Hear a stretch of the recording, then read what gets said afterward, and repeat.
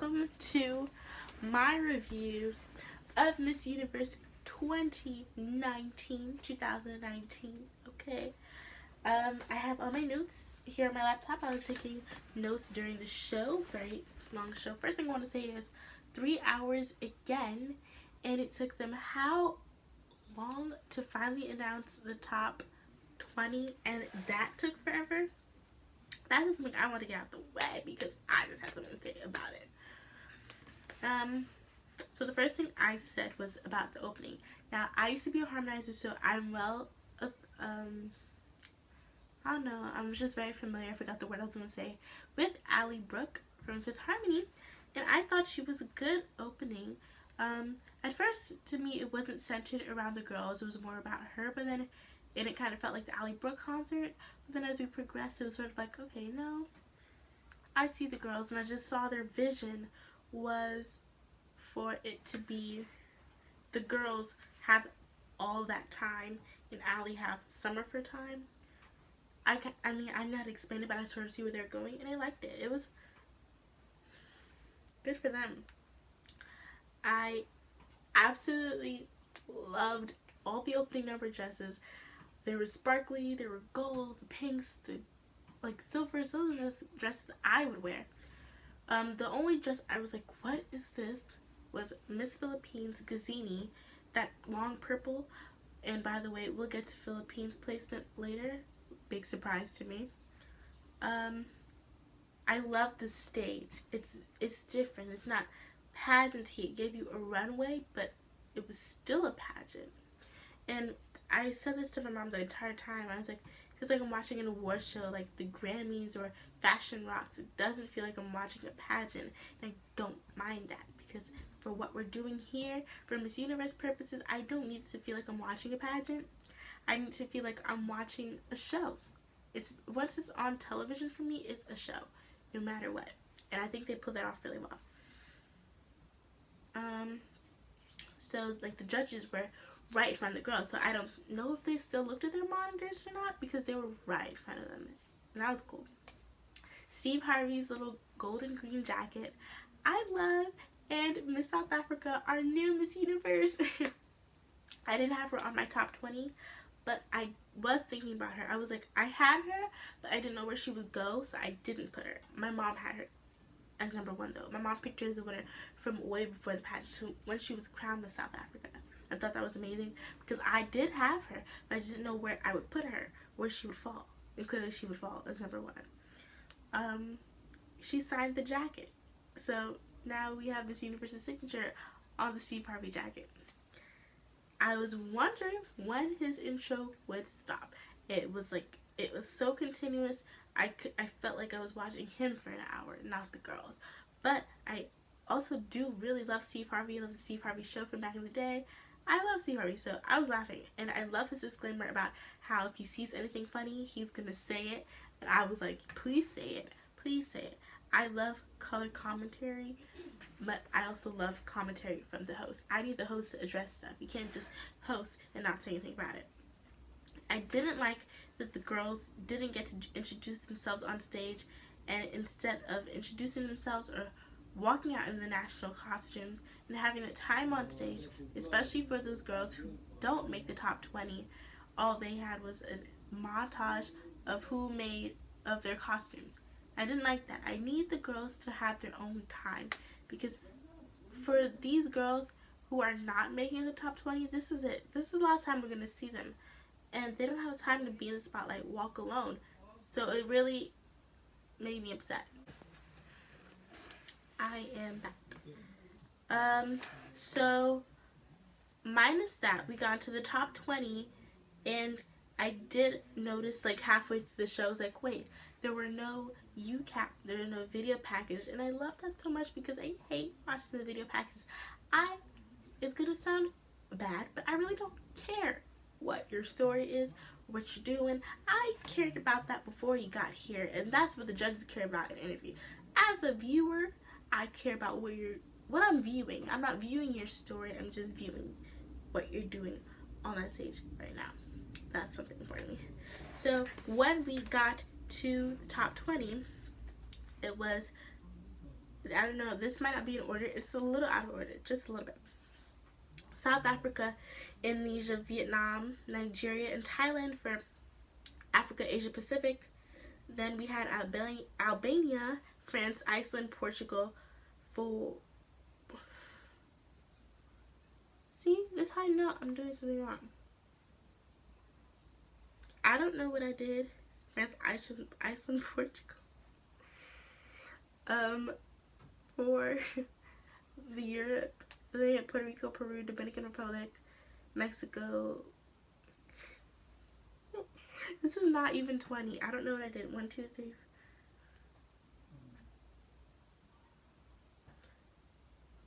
So I'm missing 2. But, okay, now I see it. We had South Africa, Indonesia, Vietnam, Nigeria, Thailand, Albania, France, Ireland, Portugal, Puerto Rico, Peru, Dominican Republic, Mexico, USA, Venezuela, India, Brazil, Colombia, and Philippines. And then someone I'm missing. I don't know who that is. Sorry to her, but I'm missing you.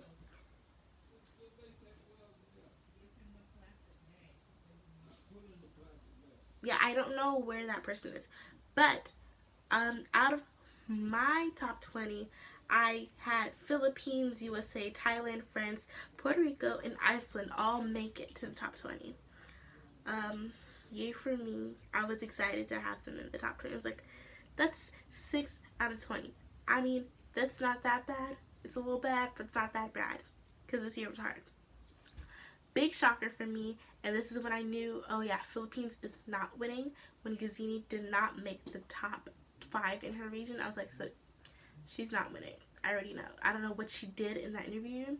I don't know what she did on stage because I didn't pay to watch prelims because I'm not paying $30 or however much it was to see these girls when I saw them for free all the other years. I'm not paying, and I don't know what she's doing, but something wasn't right. So I knew when she didn't make that top 5, that's it. She's not going to do it. And even though she was a wild card, okay, yeah, okay, cool. But she wasn't going to win. I knew that from them. All the girls had really beautiful makeup. I don't know if it was still the perfect face. I'm assuming it was the perfect face who did their makeup, but it was the most beautiful makeup I've ever seen on the Miss Universe or Miss USA stage. These girls looked beautiful. Like, that's how I like makeup to look. It just look clean and fresh, not too much, not too little, just right balance. I loved USA's joke. I couldn't tell you what it was she said. I think it's maybe she said something about Steve's hair, but it was so funny. It was so like Miss USA is a human. She's not an alien robot that we're controlling to go off to Miss Universe. It was just funny. I loved the little bit with Columbia's grandma. I love seeing her grandma. That was really personable to me, and it was so sweet. It's really touching to see like a contestant call out her grandma and for the camera to go to her grandma, and the whole audience was cheering for her grandma. That's sweet because grandmas make you. Then we had the opening statements, which I did realize counted towards your score.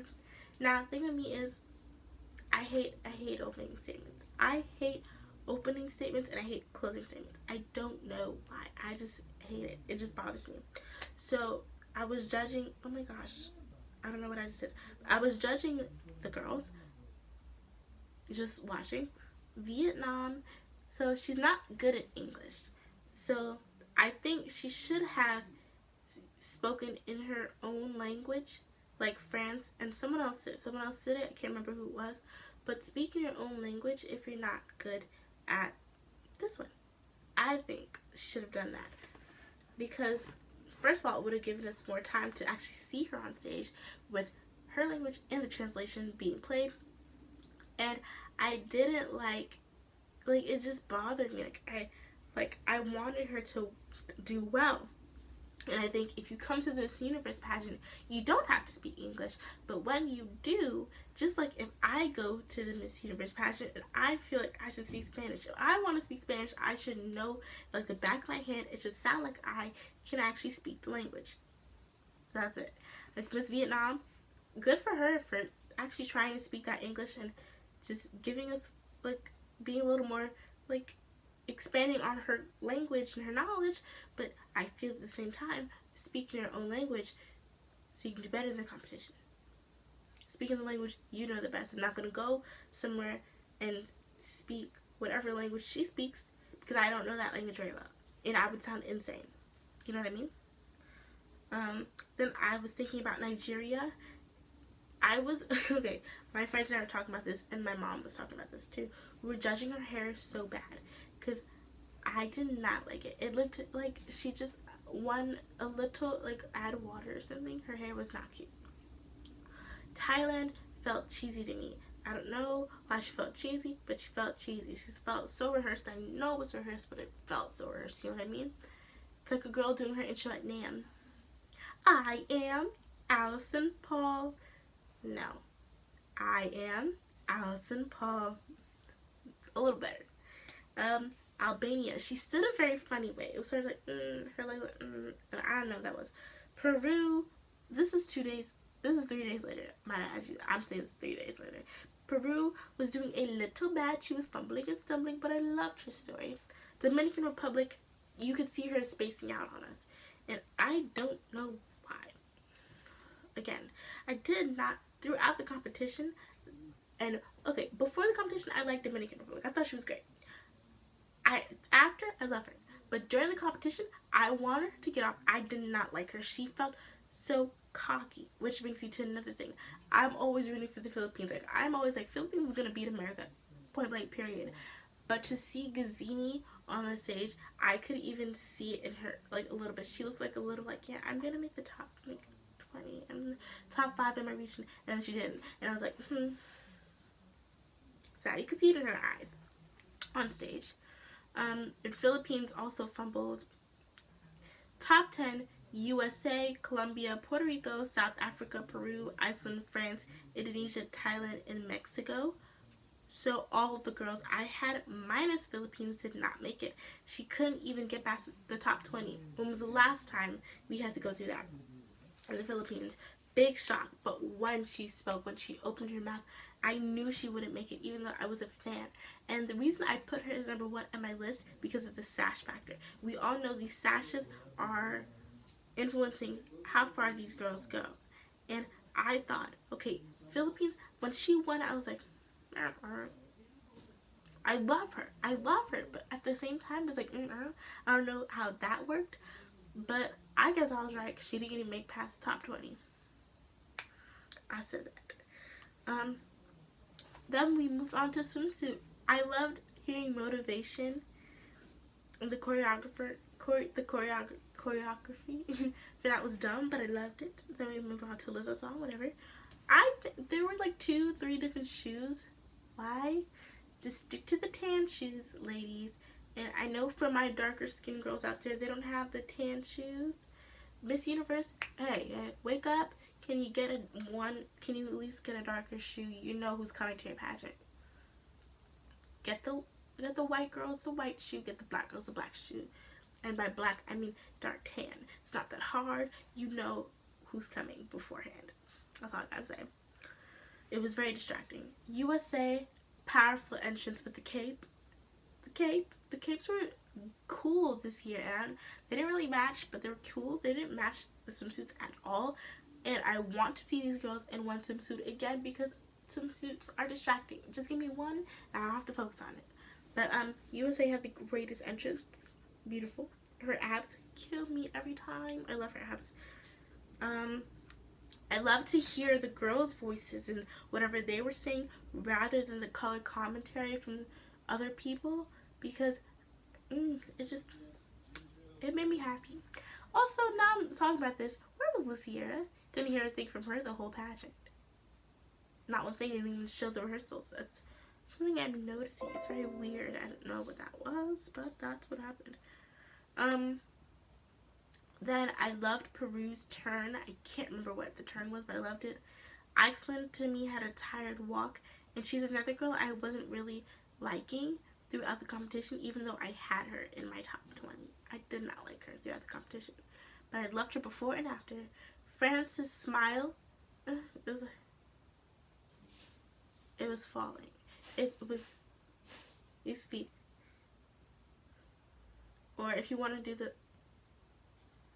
it has to, hers was like, but it wouldn't melt. To me, a smile always has to melt and settle into your face. So rather than, has to be, I don't know how to describe that, but you get it. Thailand, she drew Indonesia's spotlight right from under her as soon as she walked out, and you could see Thailand hitting, you could see Indonesia hitting her last pose, and Thailand in the background. I was like, look at her. Like, that's the effect I love. I love people with that effect. The good choice of a gown song, the Selena songs. Oh my gosh, Ali, you killed it, baby. And the tree staging. I love the tree staging. It gave me kind of, it felt almost like a different, like I was watching a foreign patch, like a Miss Venezuela or something. Like, that's how it felt. USA, she looked amazing, but there were things I would change.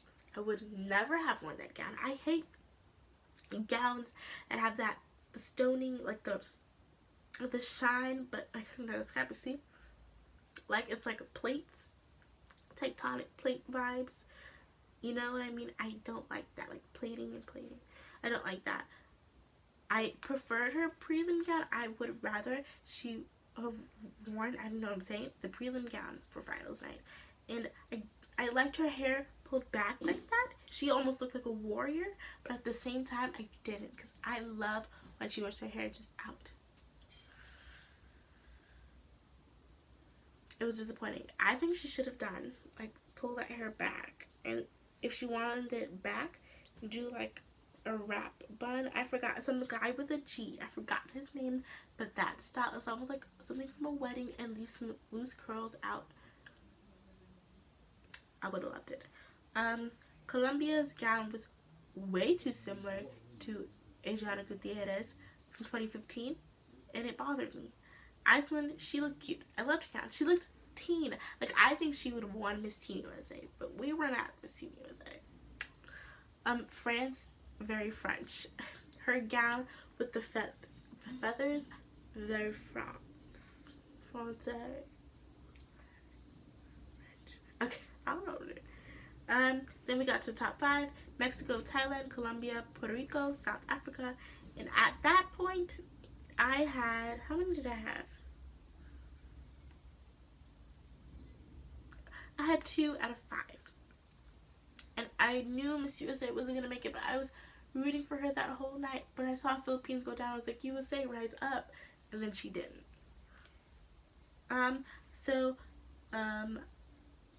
Miss Universe to me was not relevant to Mexico's question. Sometimes you have to do the star method that I was taught by someone.